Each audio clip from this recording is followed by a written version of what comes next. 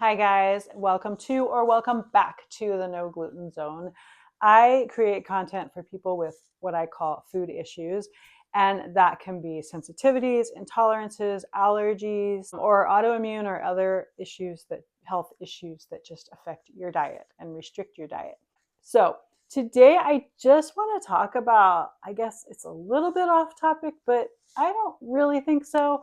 There's like two camps out there, and especially in the gluten-free community, but I think any like dietary restricted community, there's like two camps. There's the camp of people being really, really safe because they're tired of suffering. They don't want to suffer. They don't want to even accidentally ingest the tiniest little, especially with celiac, the cross-contamination, because they don't want to suffer and they don't want to hurt their bodies. And there's all of that. Then there's the other camp that says, I'm going to be careful and do what I can, but I'm going to live my life. I'm still going to eat out. I'm going to, be out having a social life with people and doing stuff. I don't want to be deprived of those things.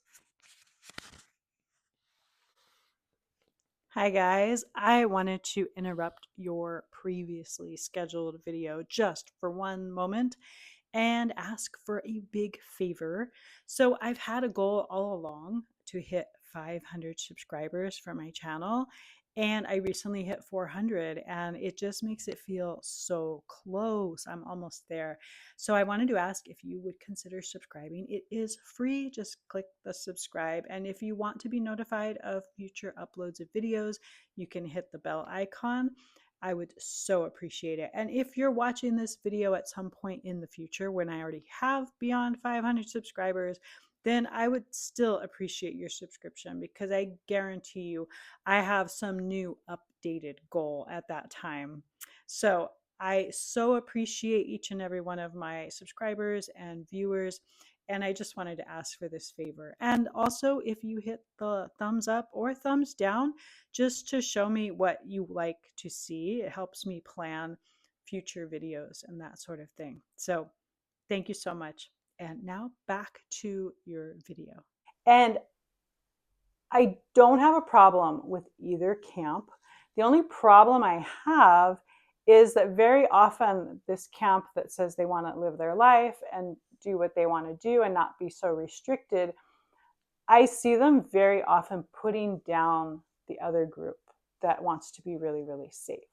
So the question is, where do you draw the line? We all have to draw a line. We all have to draw lines in our life for a lot of things, not just our diets, but that is a big one when you have these health issues. And so I just want to point it out and say that whatever decision you're making, be kind and be respectful of other people and their choices. I have been so many places where I say, I'm gluten-free. And I'll be honest, I'm in the camp of being super, super safe, because I've had enough suffering. I wasn't diagnosed until I was 40. I had a lot of years of suffering. I had a lot of years of damage done to my body that I've worked hard to try to reverse. I haven't reversed all of it, and I don't want any more. I just want to focus on healing my body. And so we each have to make those decisions for ourselves. And we have to remember that we're not in that person's shoes. We haven't walked what they've walked. We haven't experienced what they've experienced. And so I think it's just so important to be kind. We are all in this boat together. We're all struggling. And I can't tell you how many times I'm somewhere and I say like, oh, I have celiac disease, strict gluten-free. And someone there is like, oh yeah, like, my kid has celiac, or I have celiac. And they start telling me, how it's okay. Like, we were even at a party one time at someone's house, and they're telling us their kid has celiac, and they keep one slot in their toaster gluten-free. And my husband looks at me like, what? I mean, look, the inside of the toaster is all wide open. That doesn't work. It has to be a separate toaster. So I understand there are a ton of people out there who aren't fully educated on the safety side of this. And when you're not the one living it, it's even harder. So when it's like your kid and not you, that's even harder. And then you add into that the people who don't actually have symptoms, the silent celiac, or they have very minimal symptoms. It's all so complicated and so individualized that like we have to be careful. So I did not correct these people.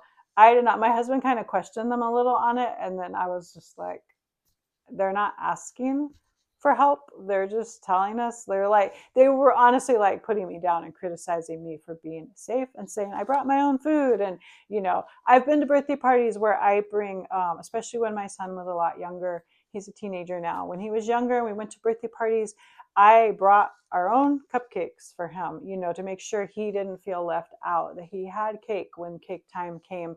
And I've been to parties where they actually wanted my cupcakes to display with the cake. And I had to say, no, like, you don't understand. You're going to cross-contaminate my gluten-free cupcakes. And I had to deal with so much stuff. So it got to the point where I just wouldn't tell people I brought them.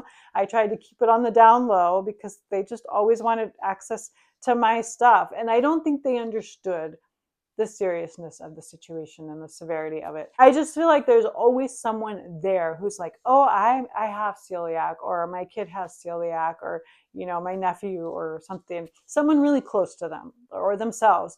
But then they start talking about all this stuff that just is not safe. And I know I had to do so much research on my own to get well and be safe, because doctors really don't tell you. They did not tell me that cross-contamination was a thing. I started out being gluten-free, me and my son, and we kept getting sick, like major sick. And I'd have to go hunting and be like an investigator and figure out where it's coming from. So I started watching for patterns. It's easier when there's two of you. So it was me and my son. It's easier than just you. So it's like, what did we both eat, or what did just I eat and not him? And I'm putting it together. So I've learned a lot, but regardless if the person is aware that they should be safer than they are and they're still making that choice, the choice is theirs to make. And we should just be respectful. Don't put down people because they want to be super, super safe.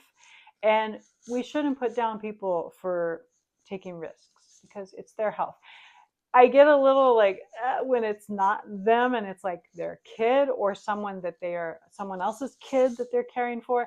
I get a little more edgy on that, but I have to remind myself to just relax. If they ask me, sometimes people will come to me and ask me, then I will share all the information and try to educate them better.